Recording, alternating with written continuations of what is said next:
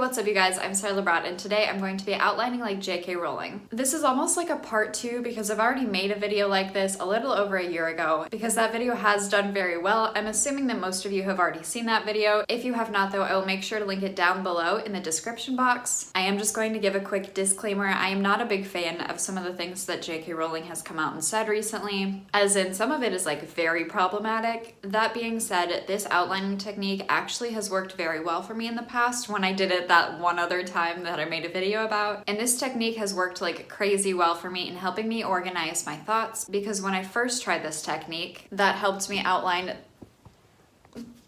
book 1 of the series that I'm working on, because when I first tried this outlining technique, I was already at 216,000 words in this book project I'm working on, which is currently being called Project DE. It is a high fantasy told from 3 points of view that deals with like relationships, magic, and of course there are dragons. So when I first came up with the idea for Project DE, it was only supposed to be like a 400 or 500 page book. It was going to be one book and that was it. Now I think I'm standing at like close to like 280,000 words, and that's with just book 1 drafted. Book 2 and book 3 just have ideas written down, and so like it's gonna get a lot longer. Most of that is very scattered, but at least the first 106,000 or so is all congregated and organized into book 1. I am currently on draft 3 of book 1, which is a total rewrite coming from draft 2, where how I'm choosing to do this is pulling up draft 2 in one document and then starting with a blank document for draft 3 and like going through and reading all of the comments that I made when I reread draft 2 and then rewriting it sentence by sentence into draft 3. Because I've already used this outlining method for book 1 and it worked, or it seemed to work really well. It also hangs very prettily in my office here. I thought that this would be a good method for me to use to take a step back and really look at the series as a whole, and by looking at the bigger story and trying to outline the bigger story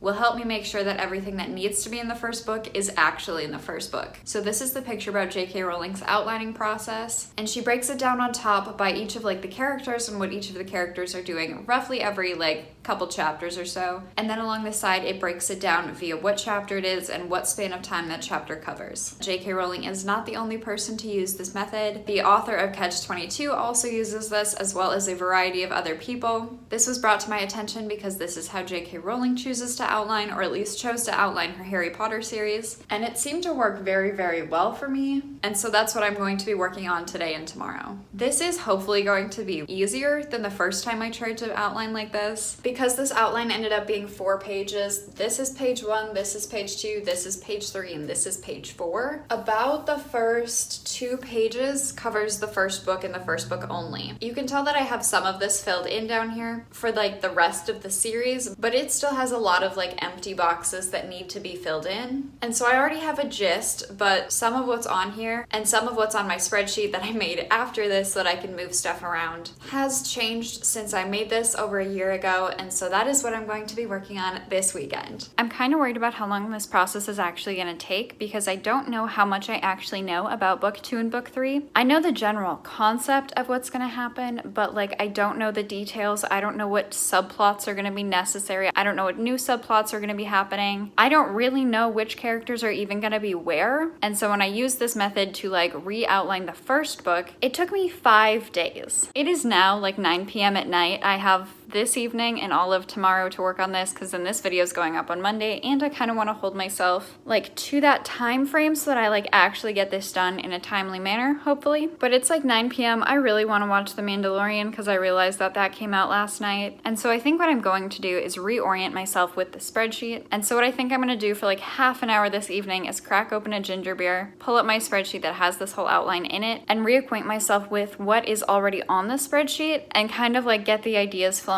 on how and what I want to add to it for books 2 and 3 of this series. That might be a little challenging, but we're just gonna give it a shot. And I am going to do this on my Excel sheet instead of paper, just because then I can like move things around way more easily than I could when I did this on paper. And because the current paper draft for like what I came up with over a year ago for this story is like iconic to me, and I don't ever want to take it down. Okay, so even when I zoom out to 20%, it still does not cover all of them, but this is how it currently stands. I bumped everything else down so you couldn't really see what was going on, but like JK Rowling, I have the estimated chapter or chapters that like whatever row takes part in. I have what rough part of the story that would be, the estimated time that takes place during those chapters in that part, and then it goes this way and says various character names and like other subplots and whatnot that go throughout the entire story. And so you can see that this one then goes down with estimated chapters. My first one is the intro, which is part 1 and covers roughly chapters 1 to 3, and then we go down to part 1 continued, which is just more elaboration but after like the opening scenes, but that covers about a month, and chapters 4 to 10.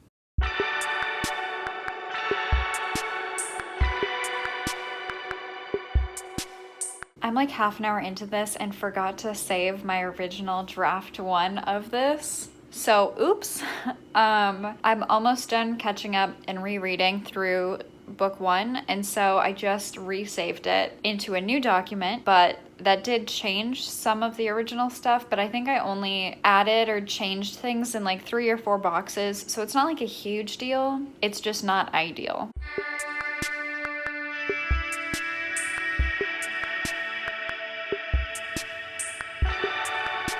So it took me about 35 minutes to go through and like reclassify and color code all of these various boxes. I am a huge fan of color coding, and this was a very cool experiment. I'm so sorry about my dirty computer. I'm pretty sure it was still dirty last year when I filmed this video, but just ignore that. We're focusing on this. So what I ended up doing was these green portions are things that are still true and happen in draft 3 as they happened in draft 1. The yellow boxes happen a little bit differently, or like part of that is true, but part of it is not true. And I was reading through a couple of them and I was like, wait, that's such a good idea. Why isn't that currently incorporated? I think that was like down through this perspective. And so as I continue going through the rewrite, I will continue trying to add some more of those things into draft 3. And very simply, these red boxes no longer happen. I think it's very easy to tell from this column that this character is no longer in book 1. And these like dark gray boxes down here, I think are where book 2 will start. So you can tell obviously that that is not a straight line. And that's something that I was noticing while reading this, is that things are not like in the spot that I said they were going to be. But then again, I did this after drafting most of book 1, and book 1 I ended up writing the 3 POVs in completely different documents. I never interlaced them until even after draft 2, which was my major like developmental edits. And so it was after draft 2 and before draft 3 that I went through and reverse outlined using note cards, and then that is how I decided chapter order, and then that is how things currently stand in draft 3. And I didn't want to like go through and fix like what happens where right now. I don't think that's the point of this video. It also won't change a lot in trying to outline book 2 and book 3, but this has set me up very nicely for like moving forward and trying to outline those 2 books. Also, if I back it up one more here, you can tell that most of it is included in book 1, and then this is the little bit of information that I have about things I wanted to include in book 2 and book 3. So taking that information, we will be moving into trying to outline book 2 and book 3 using this method tomorrow. But right now, it's time to watch The Mandalorian. It is now day 2 of trying to outline book 2 and book 3. I don't really know if I should count yesterday or not, but I did some good groundwork that'll set me up for success today, hopefully. Last night, after watching The Mandalorian, I did go ahead and work on the spreadsheet a little bit more, but all I did was like copy and pasting boxes to like give book 2 a clean break of where that starts on the spreadsheet to make it easier on myself going into today. So now that I've done that, it is time for me to start outlining books 2 and 3, or at least start attempting to outline books 2 and 3. I have not yet read over the stuff from the first time I worked on this spreadsheet for books 2 and books 3, aka just like later in the overarching story than book 1 yet, but that's how I'm going to start today. I'm going to reread that, and then I think I might do it by hand, but I'm gonna write down basically the starting point, so where book 1 ends and book 2 starts, to like the end that I have in mind for the series, and then come up with like midpoints on how to get from point A to point B. And I'm hoping that works.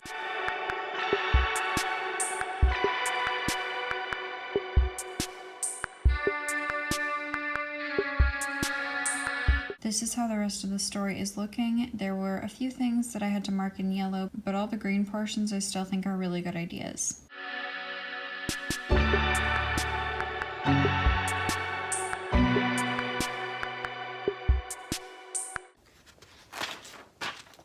So what I've done for the other two perspectives so far, and then I'm just starting for this third one, is writing up at the top what happens at the end of book 1, and then down here at the bottom I write what happens at the end of book 3. And then in the second POV, which I just finished working on, in the middle here, I knew what was going to happen at the end of book 2, so I wrote that in on the middle line, and then filled up this portion on like stuff that would be leading up to this point, and then a few things that I know would be leading up to this point. And so now that is what I'm going to also do for this third perspective.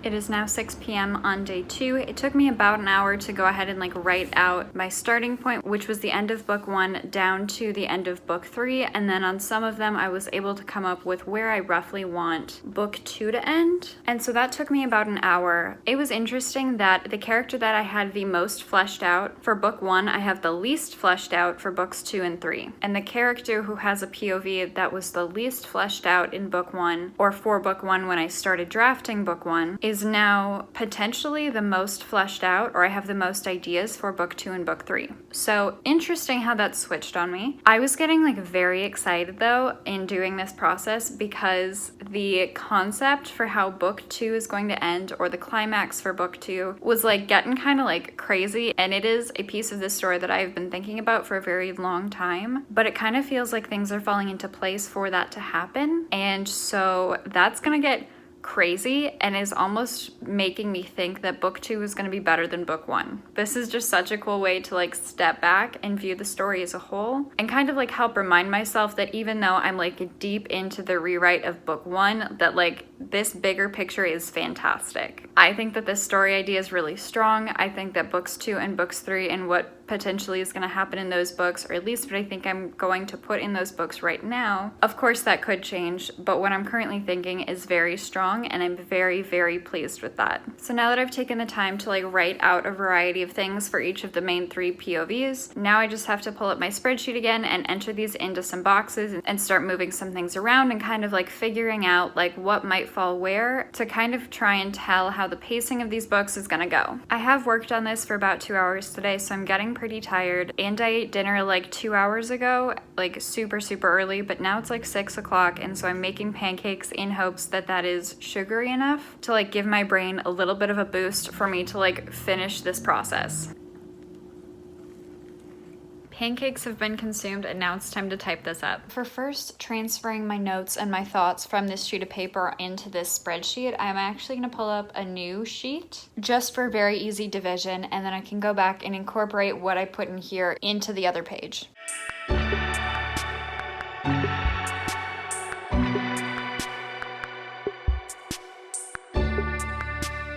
These are my notes all typed up. I ended up splitting them into 4 categories, and now I'm going to go ahead and reorganize these a little bit into being more consistent by row as to what would be happening in this perspective versus this perspective at around the same time.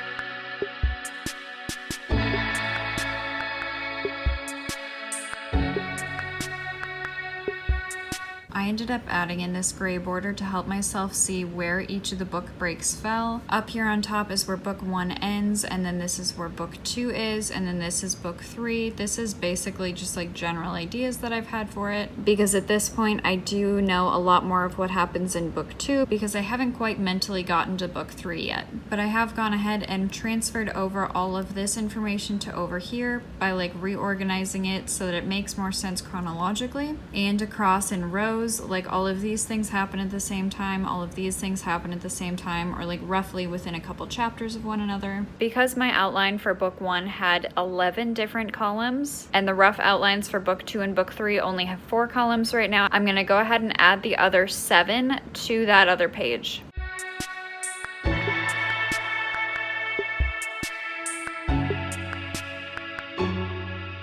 This is starting to look more and more substantial, despite there being a lot of pockets and empty space in through here. The first 3 columns are main characters with their own POVs, and then the rest of the columns are side characters or subplots, and that is why they are much less filled in at this point in time. I think I've done as much as I possibly can on the outlines of book 2 and book 3. As of right now, at least, there will be more when I really get into writing book 2. But this was a very nice way for me to remind myself of the bigger picture and see where these things are going. I actually did have some breakthroughs while I was working on this. And I'm even really proud of the fact that I was able to get this done in, I'm gonna call it 2 days, and I think about 3.5 hours over yesterday and today, which is honestly a lot less time than I thought this was going to take me. I by no means have everything figured out for these 2 books, but it was almost kind of a nice break from rewriting draft 3, which is what I have been working on for the past month and a half, and will probably continue to work on for the next couple months. So if you are interested in checking out any of those videos, I will leave them linked up here and down in the description box. So with that, that is another video outlining like JK Rowling by using columns as characters and subplots and then rows for span of time and chapters. I hope you guys enjoyed this video. If you did, please give it a big thumbs up, and I want to know if you have ever tried this method or if you would be willing to try this method, because I'm still amazed at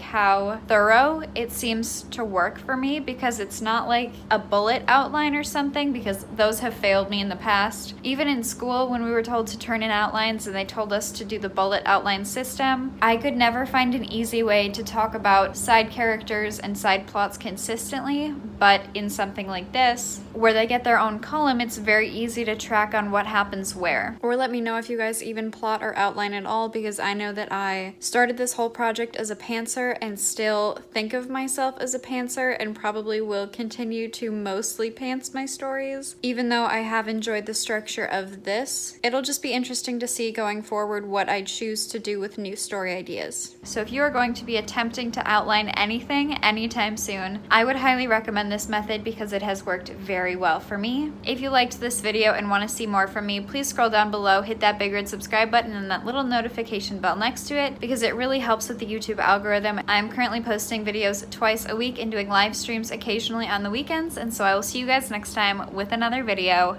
Bye!